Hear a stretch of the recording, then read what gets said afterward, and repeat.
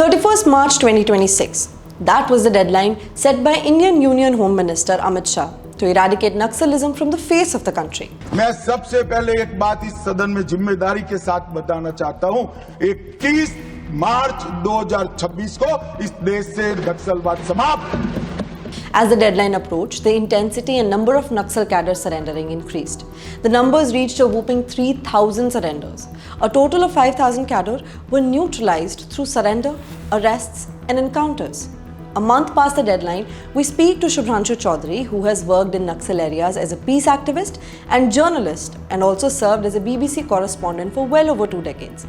We reflect on the history, present, and future prospects of the movement and what it took for the government to achieve this goal. This is part 1 of the interview. Listen in. So, Shubhranshu, tell me something that the government had set a deadline of March 31st as the deadline to end Naxalism, quote unquote, in all of this area, the red belt as it used to be known. Do you think that has actually happened? And if it has, under what circumstances has that happened? Kunjan, Naxalism is a politics, and politics never ends. Problem can end.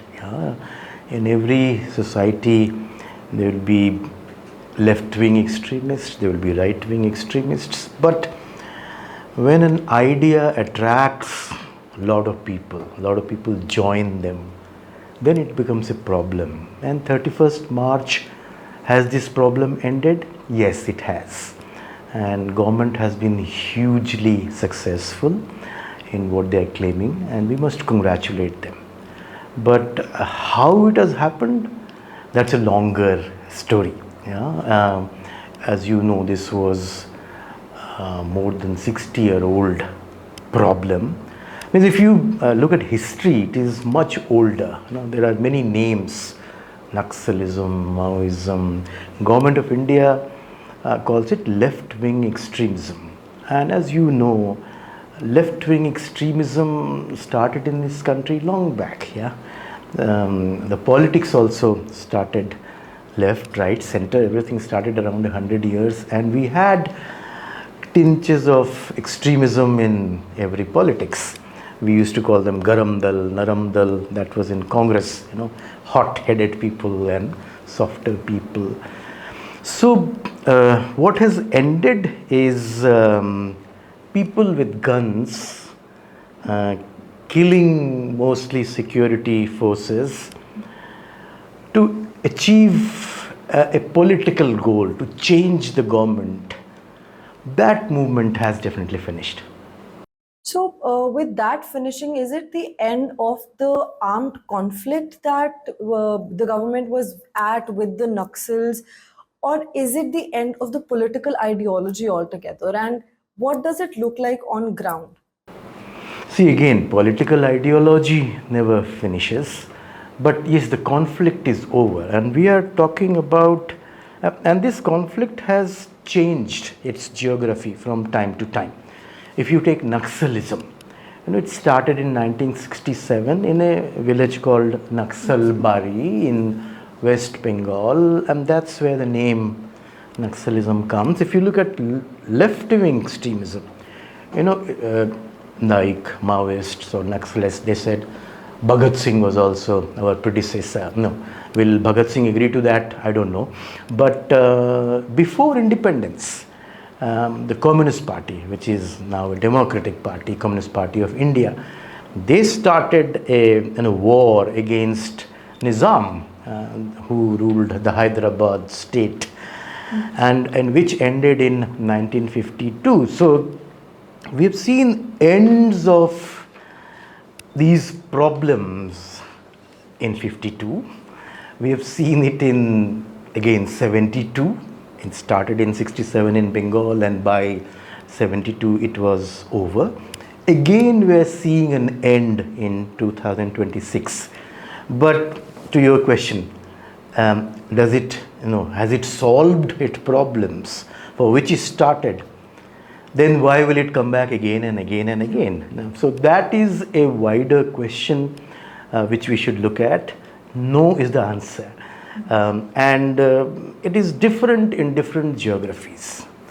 Like if you take it Bengal, Bengal where it started, the modern phase or the latest phase, it was primarily a revolt against landlords.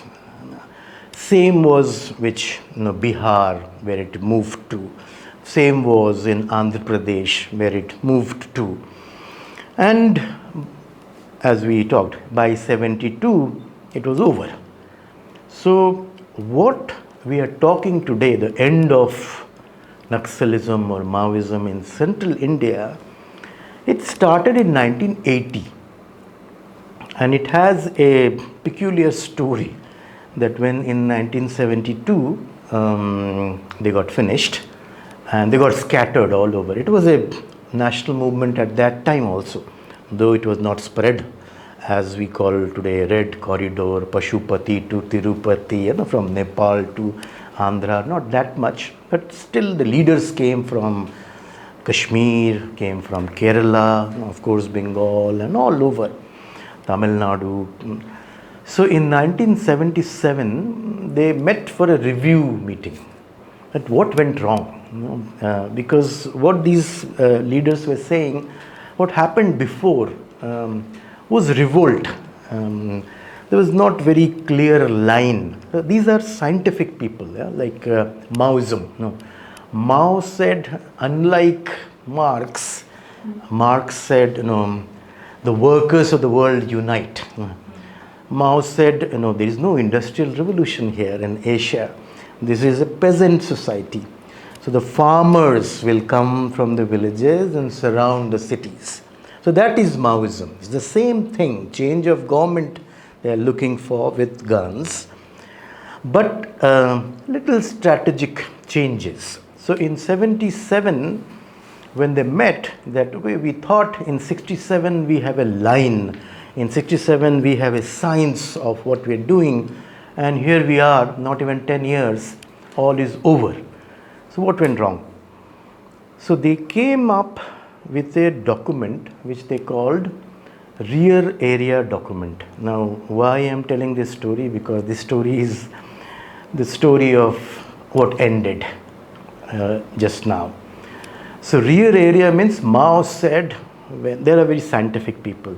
If you are, so 0, 1, yes, no. If you go for war, you win or you lose. If you're winning, very good, keep going. If you're losing, then what? So Mao says, make a rear area.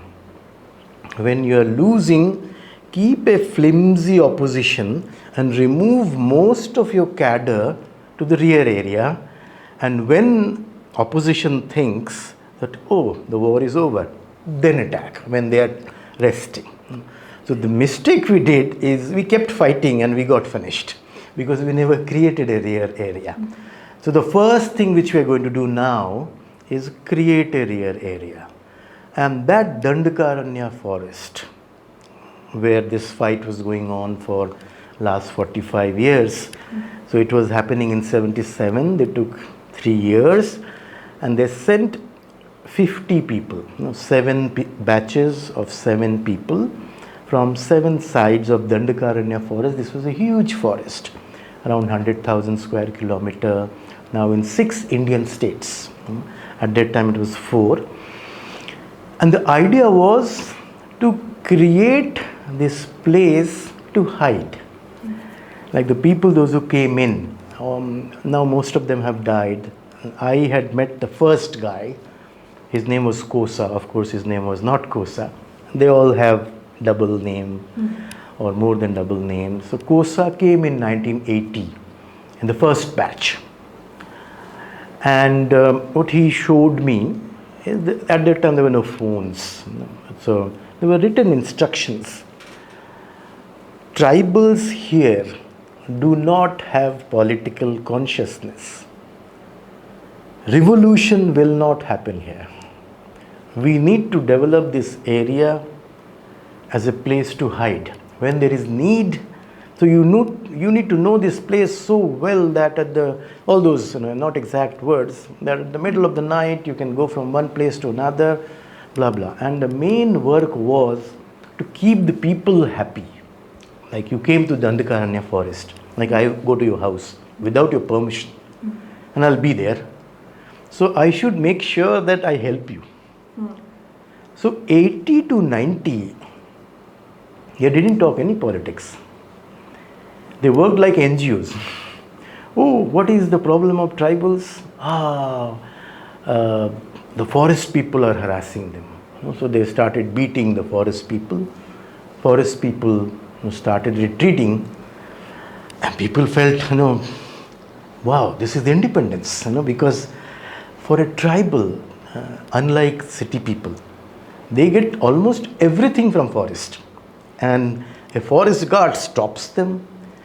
There have been many revolts against British and these Maharajas, these kings, who stopped tribals from getting stuff from the forest. The second thing, these market people, these businessmen, they are not giving them proper rate. So, okay, let's go and attack these business people. And they started giving them better rate. So, these first 10 years went into helping tribals. There was no question of any revolution. But by that time, the movement had moved from Bengal to Andhra mainly. And the situation was not good in Andhra. So what party, it was not called Maoist party at that time. There were different names in different areas, like in Andhra it was called People's War. In Bihar it was called MCC. So People's War shifted a lot of people, same rear area idea, to Dandakaranya. But unfortunately for them, the idea was when situation improve in Andhra, they will go back. Now these people are sitting there ideal, doing nothing, because revolution will not happen here. So there was a revolt in the party in the early 90s. The guy who was general secretary in the Maoist party, the head is called general secretary. Like if you go in China, general secretary is actually the kind of prime minister. So his name, he is known as Ganapati. So he said, this guy who was the earlier general secretary, KS, his name was Kondapalli Sitaramaya, is mad. No? He's saying revolution will not happen here. What we should do, we're not going back to Andhra, we'll do revolution here. So they threw KS out, he becomes GS, and 2-3 things happened. So this is the start of Maoist party, or it was not called Maoist then also. What ended today? We should understand this, then we will understand how it ended as well. So in 90s, this thing happened, that there was a revolt in the party. And the second thing happened is, I was talking about LWE and RWE. So the BJP came to power for the first time in Madhya Pradesh.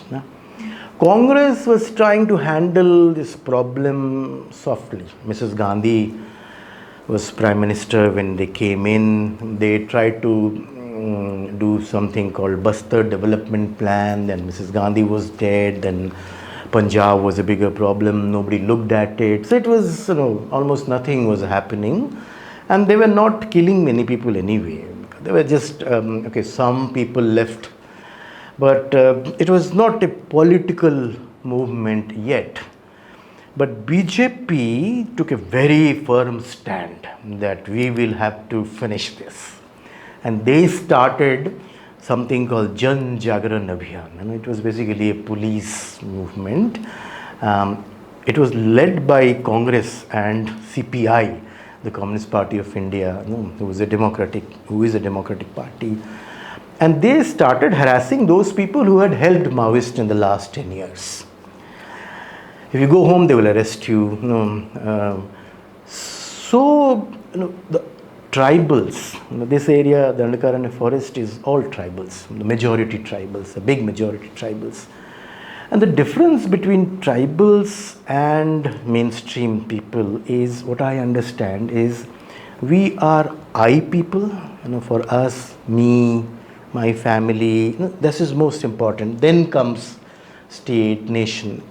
For them, me is almost not there, or it comes last. It's community first. That's where you see so many revolts in tribal community. It's community consciousness which works more. There were so many revolts against British. The first revolt, as soon as the British came, in 1700 something, was again tribals, and after 2 years there is another Santhal revolt. So there were many revolts.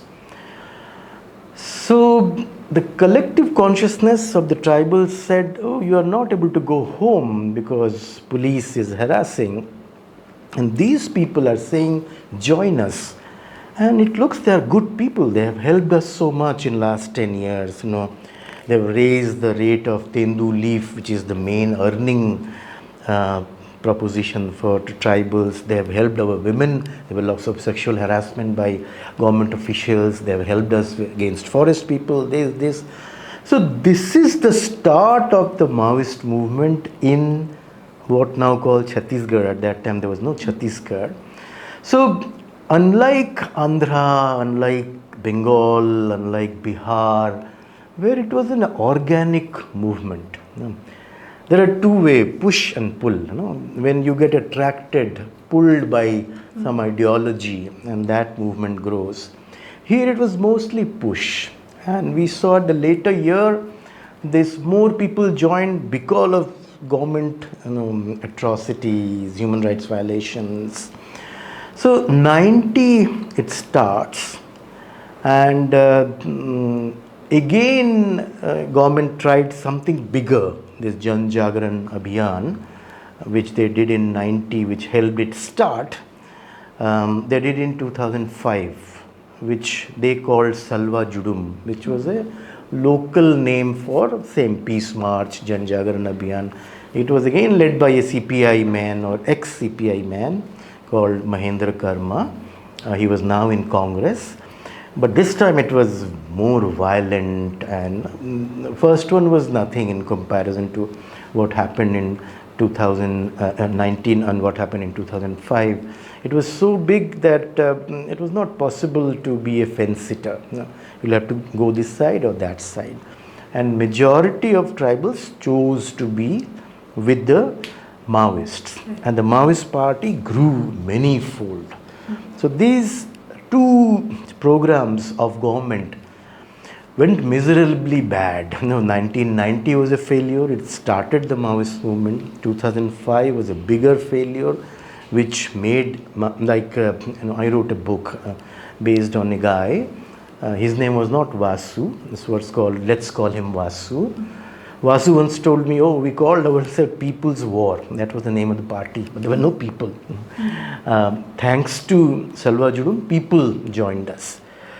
But this 5 to 15, 2005 to 15 was a meteoric rise of the Maoist party, and they did spectacular things. Means killing 76 people, 52 people, and people means policemen. It just keep going on, and our Prime Minister called it, India's former Prime Minister, Manmohan Singh, India's biggest internal security threat. But come 2015, I was working there from 2004 onwards. I grew up in that area. My parents are refugees.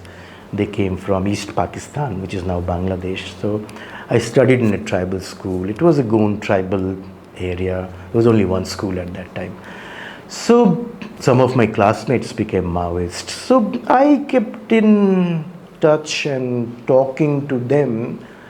For them, it was a grievance redress problem, which Maoists said they will solve. Like, my water problem or my electricity problem, I won't take up guns.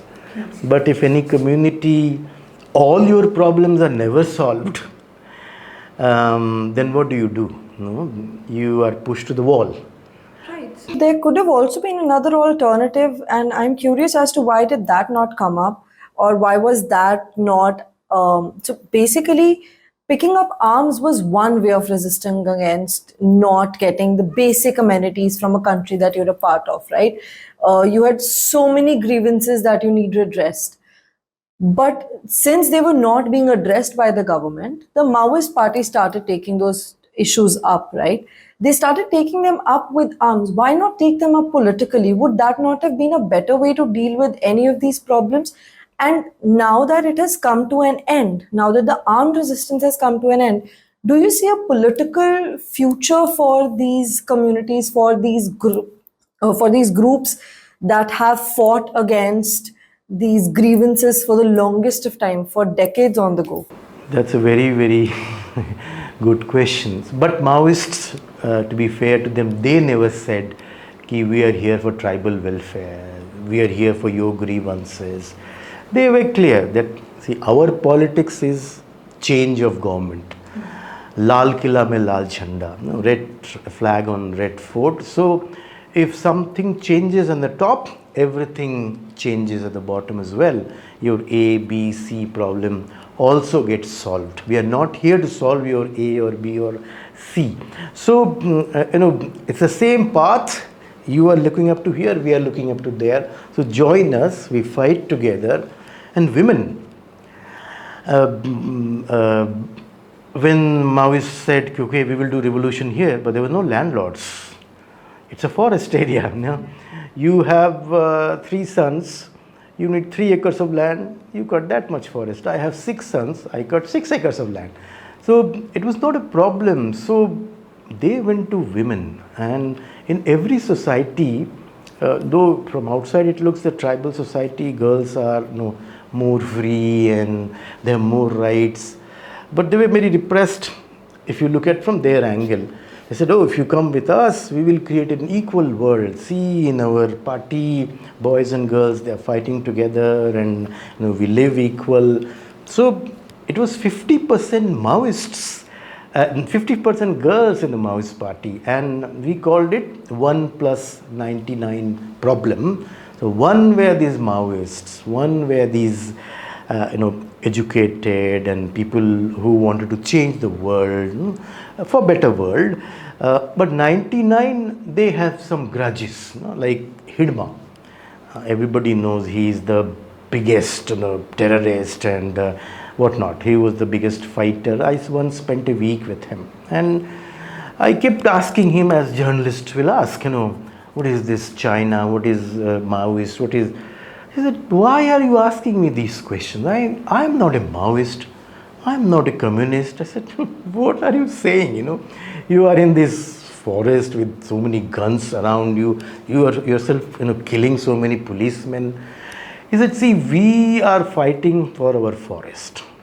I have not seen my district headquarters. Forget about Lal Killa or Red Fort or Red Flag. What are you talking about? I've heard these words, China and Russia and some revolution, something happened. I want ownership of this forest. This is my community's forest. We want respect. We want to live in our own way. So in his own words, he was talking about autonomy, respect for his language, for his culture, for his religion. So this was the fight, and when it ended, but let me tell you how it ended. So 2000, it's always a 10-year things which has happened, what I'm seeing. So 80 to 90, nothing happens. Then 90, they start joining. Again, 5 to 15, lots of people joined. But around 15, some people are saying this actually happened in 12 or 13 because lots of people are surrendering now and we have more access to people. But around 15, they started coming to me to say that, we want to leave this movement. I said, why? So, no, our elders are saying they're good people. They're good people, they're better than police. They live with us, they eat like us, they live like us, they speak our language. But with this politics, in the long run, it is not very helpful for our community. So I said, okay, so if your community is saying, then do it. No. Maoist dadas, they were called, are not listening to us. Now, if we go to them, they are cutting our head. So I said, so I kept every meeting. So what we were doing is, as I was talking, that if it is a grievance redress problem, why don't we create a communication platform where they can put their grievance? It was a break of communication problem, which was exploited by Maoists. That's how I put it. What was this problem? So break of communication exploited by politics. So why don't we create a platform where people can put their grievances and we can take it to some people to get some of those problems solved. So in every meeting where we trained these, they will just raise up, no, this is good, this is very good, we like it, but we need your help to end this. How can I help? I'm a journalist, we can't do anything on this. I kept resisting for 3 years. I spoke to a lot of people those who are nearer to Maoist party, those who understand this problem. Everybody said yes, but nobody did anything. So this is the time Maoist party, I don't know about before, stopped listening to people. People were saying it's time to end because our community leaders are saying, and you see surrenders happening. Surrenders were happening before also. Maoists themselves have showed me 33% were their attrition rate. So out of 100, 33 people left the movement every year, but they didn't go to police. They got assimilated in the society. But they started going to police. And government also did some things which worked. Some things like government had many policies, but one of the policy was putting these forward operating bases. So put one base, secure 5 kilometers, and put another base. And this started long back. This started in Congress time in 2011, 12. After Amit Shah became Home Minister, it became even faster. And then when BJP came to power in Chhattisgarh in 23, it became faster, more than that. But the turning point is, I want to tell you a story. So as I said, 99% were tribals of this fight. 1% was leaders, primarily Telugus at this part of the world. And they were opposed to this idea of change. But on 16th January 2024, Maoists, what they used to do is they will plan big attacks. If there's government has a plan, okay, they are doing camps, let's do a big attack on a camp. Let's do a big attack on something. So there was a forward operating base in a place called Dharmavaram on the bank of a river called Chinta Vagu, and it's Cobra. Cobra is the elite CRPF battalion. They were putting a camp that we will attack that, and they got all the divisions. So they have divisions here, there of South Bastar and West Bastar together, and they did a recce and they did lots of preparation, and they attacked. But that attack was a failure. But like every action has a side action. This action was failure, though they put out a press note saying they killed 35 policemen, which is all very lie. But it gave an opportunity to all the tribal leaders, Adivasi tribal Maoist leaders, to sit together after a long time. And everybody said that our community is saying, our community leaders are saying, these are not political leaders, these are cultural leaders, they are religious leaders, they are social leaders. They're asking that we should end this movement. In long run, this is not good for our community. So for the first time in the whole history of Maoist movement in central India, they sat down and wrote a letter. And they shared that gist of that letter with me. We were running a peace process, as I said, from 15 to 18 we registered, but 18 we started, and We did quite a lot of things, and they kept in touch with me. See, it was always a one-way traffic. I can't reach them. Like Vasu, he kept in touch. He will call me every time from a different number. In the same way, when we were talking about peace, they'll message me every time from a different number. They will always against me. No, you're only talking of constitution. You're only talking of surrender. Those are the things they did at the end. But it made them think. That's why they were coming back again and again. Okay, what should we do next? What do you think? So when this letter was written, and there was no tribal in the central committee. Like GS is the top, central committee is the decision-making body in the Maoist party. Like 99% tribal.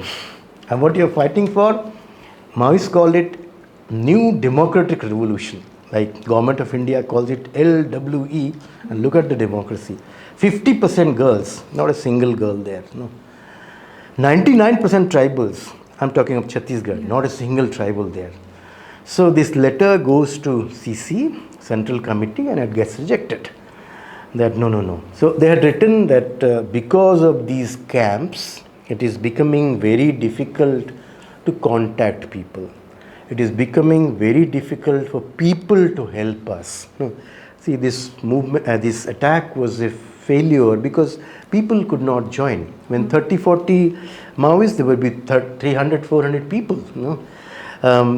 So we think there should be a change of policy. We think we should dump our arms. This is the letter in the gist it said. But there's a big balloon, you pinch something, it takes time. It was that kind of moment. It took another 6 months. It got rejected in CC, but one guy from CC was convinced. His name is Venugopal, who surrendered first. And he was one of the contacts I was in touch with. So then the tribals asked Hidma, who the media projects as the biggest terrorist. But I can tell you, he was working in last 2 years for peace. The day he died or killed, the last letter came. I have not seen that letter, but Times of India has written about it. It also said the same thing. I want to talk, but on tribal issues. So they asked Hidma, this is opinion of South and West. Can you get opinion of others? Of North, of East, of Gadchiroli, of Odisha, of Madhya Pradesh. And he did that. He was not in Central Committee by that time. So he had to send those letters off. It took 6 months. By end of 24, he got reply from all the divisions of the Maoist party. Everybody saying the same thing, that this is the time to change. So the division was happening in the parties, what I'm trying to say. And this time, Hidma was taken into the CC. And according to them, GS was the second person to crack here. He said, what you are saying is right. He started to contact few people that let's think about peace talks. In the meantime, a GS got killed by police, by DRG. This is the local police force. And this was a major setback to the peace faction of the party. But Hidma was still there. So Hidma is the biggest, the tribal with around 70-80% fighters with him. But now GS is dead. There is no GS. This is the time, through some journalists, we contacted the Home Minister of Chhattisgarh. So our advice was never do anything independently. Always do with journalists. If you're surrendering, then definitely call some television journalist. So one journalist went with one major tribal leader, Maoist leader, to Vijay Sharma, who is the Home Minister of Chhattisgarh. And we were making lists of, what should be the demands, 1, 2, 3, 4. But unfortunately, now I'm not privy to those things, but they agreed to only 3 demands. One is if we get out, there will be no case against us. If we go out, we will not be pushed to police force.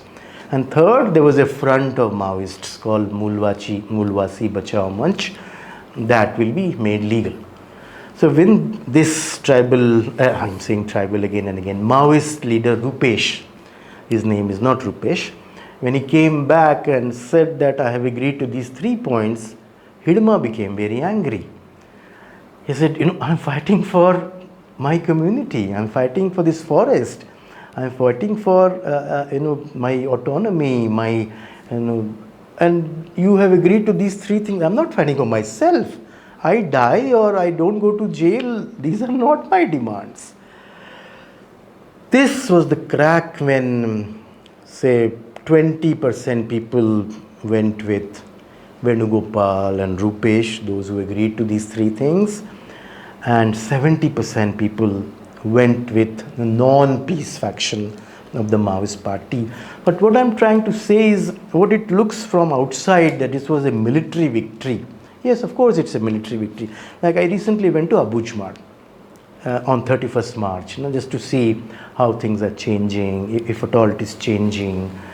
So Abujamar was the headquarters of Maoists, and there was a village called Kutul, and this GS Nambala Keshav Rao was his name. He was known as Basavraj. He used to live in this Kutul village for a long time. So I had heard those stories from people from Kutul. So I went to Kutul, and people were feeling like, this is like 15th August, moment for them. It's Azadi is coming. It's independence time. So I went to the SP, that is a district called Narayanpur. And so SP is a tribal person called Robinson Guria. He's a tribal from Jharkhand. I said, sir, please tell me, so what happened in the last 2 years? So he was in charge for 2 years of Abujamar, SP of Narayanpur. He was very quick, says 80% human int and 20% rest everything. I said, what is rest? Rest means, so he said, leadership of Amit Shah, drones, satellite, money, DRG, these local commandos, double engine sarkar, blah, blah, blah, just keep adding. But what won the war is this human intelligence. You can send Cobra. Like Venugopal wrote an article during Salma Judum. They were always, there's so much human rights abuse happening, but he wrote an article saying, thank you, Salma Judum. If you send Cobra without any eyes, without any intelligence, it will hit at wrong places and kill lots of people, common people. And that makes more people Maoist. But what happened in last 2 years, I think there were only 2 instances when Maoists complained that common people were killed, because the intelligence was so pakka, so clear. People were not with government. People were against violence. In military sense, people says, in any war, the center of gravity is people. Before 2015, the center of gravity, the people were with Maoists in that area. But 15 onwards, it started shifting because people were fed up of this, killing from both sides. Maoists have killed thousands of people, by calling them informer and thrown people out. So is state. Who less, who more, all those analysis should happen. Salva Judum, how much they have killed, how much state have killed, how much, but the families suffered and they wanted an end of it, and they started giving pinpointed information, and that's what, and state, of course, this FOBs, this forward operating bases, this support from Delhi, money, technology, whatever you need, all concerted. But that was not the main. It was definitely very helpful. But what has happened is, it's a people's victory. And the people have shifted towards the government. Now the question is, For how long? Yeah. That also brings me to what I want to ask next. Is it possible that instead of completely vanishing from the face of earth, this movement has moved underground? Because there is only so much a government can fight, right? The arms may have been let down, but been put down. There have a lot of surrenders that have happened, but 100% of how what we've been discussing also so far, that 100% of the movement cannot be killed possibly. So has it changed forms? Has it moved underground? Are there still factions that are active but in different ways and not the violent ways that we've known them to be inactive in? You raised the $1,000,000 question. When I met them in 2009, 10, then also they were talking about that we have become too dependent on tribals, only in the forest, and we should start going to the cities. I don't know how much they have been successful on that, but like when I met Mr. Guria, so I gave him few names. That, sir, where is this person? Sir, where is that person? They have not been killed, they have not arrested, they have not surrendered. So he gave me many more names. So yes, where are they? Yesterday I saw a message, I don't know if it is true or not, that a group have come together in the name of Northern Committee or something. So the story is what you rightly said. See, in Peru, there are not many examples of Maoist movement in the world. Nepal ended peacefully with talks. Peru, Colombia, it ended with talks. In Peru, the whole party from Andes Mountains, they shifted to the city. And 19 people of the Central Committee were doing a meeting in one room, and they all got arrested. So in city it can be fast. So it got finished completely. Like two people I talked to, Kosa, the person who came first in 1980, Vasu, who I wrote, he was kind of my guide. Both were picked up from the cities. Government always showed them that they were, they killed in encounter. Many people were showed that they were killed in encounter, like Basavaraju. They say he was, these was a political decision to kill them. Right, wrong, Why were they killed? So many leaders were killed. Probably Vasu was, probably Kosa was. So they were all in cities. So were they there to just hide, or were they planning something in the cities? We don't know. Government is saying that yes, this is the urban Naxal, and many people are now calling me. I don't know who these people are. So, sir, we know you. You came to us. We were never in front of you, but we want to talk to you. So, okay, I have long conversations with them. How true, how much not, I don't know. But they are saying exactly the same thing, that our strategy changed long back. We lost the forest. Many of us have surrendered, but now the fight is in Delhi. I said, how? No, look at what happened in Nepal. Look at what happened in Bangladesh. Look at what happened in Sri Lanka. I said, what do you mean?